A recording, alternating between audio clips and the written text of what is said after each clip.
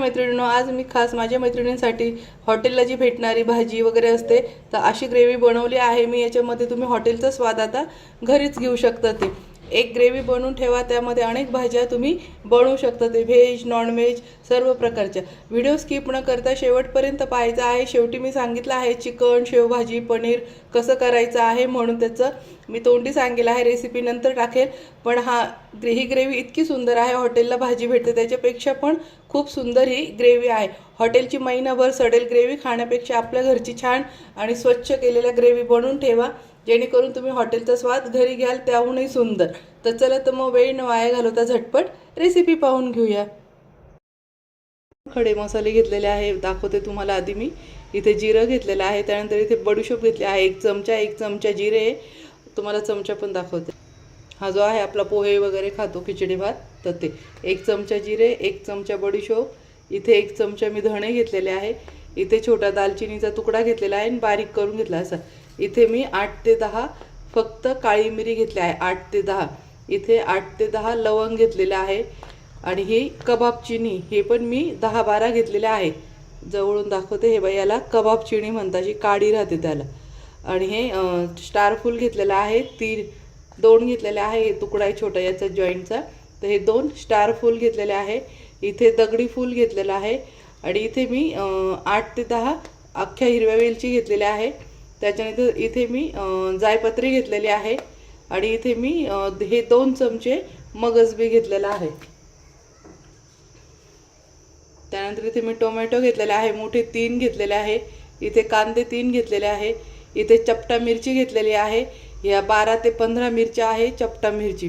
त्यानंतर इथे मी 4 लसणाच्या मोठ्या कांड्या घेतल्या आहे, छोट्या जर असेल तुमच्या तर 5 घ्यायच्या आहे। आणि इथे 3 ते 4 इंच अद्रकचा तुकडा असेल, अद्रक थोडा कमीच टाकायचं।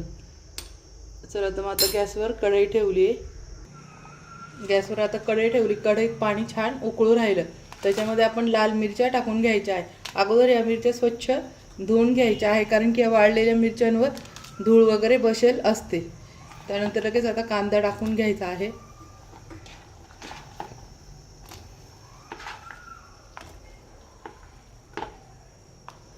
टोमॅटो टाकून घ्यायचा आहे लगेच,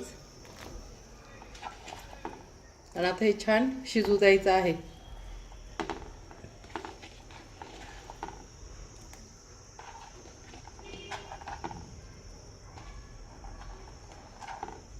आता इथे मी लसूण आणि अद्रक बाजूला ठेवलं, आता लगेच टाकायचं नाही।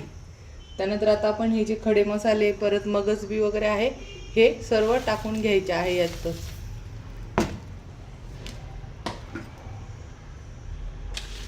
हे सर्व आता कालून आणि छान शिजवून घ्यायचं आहे एकदम।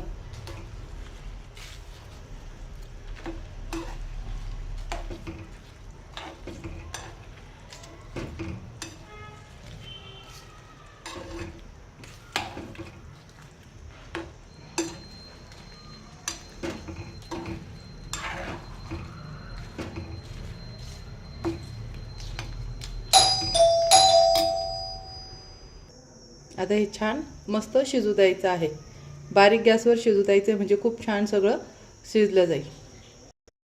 चला आता मग आपलं मसाला बघूया शिजला आहे का। बघू शकता छान शिजलेला आहे, मिरच्या वगैरे पण किती फुगलेल्या आहे, बघू शकता मिरची पण मस्त फुगलेली आहे। आता ह्या स्टेजला आपण इथे लसूण अद्रक टाकून घ्यायचं आहे आणि मिक्स करून द्यायचं आहे।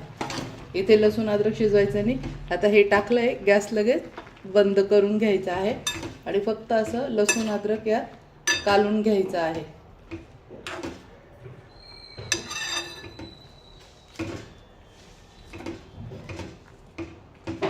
मिरच्या असं तरी दाबूनच ठेवायच्या। आता हे थंड झाल्यानंतर आपण दळून घेऊया, हे पूर्णपणे आता थंड होऊन जाऊ देऊ। आता हे मस्त थंड होऊ दे। आता मसाला पूर्ण थंड झाला आहे, आता तो आपण दळून घेऊया मिक्सरच्या भांड्यामध्ये।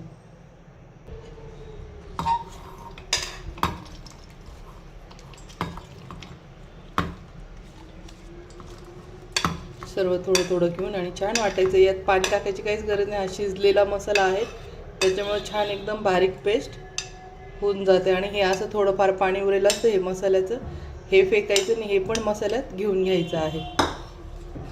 चला तर मग आता मिक्सरला बारीक करून घेते.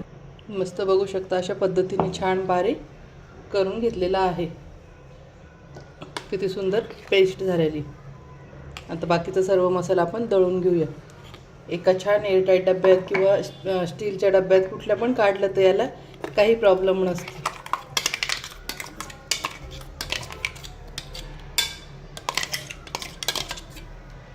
चला तर मग अशा पद्धतीने आता सर्व मसाला मी दळून घेते.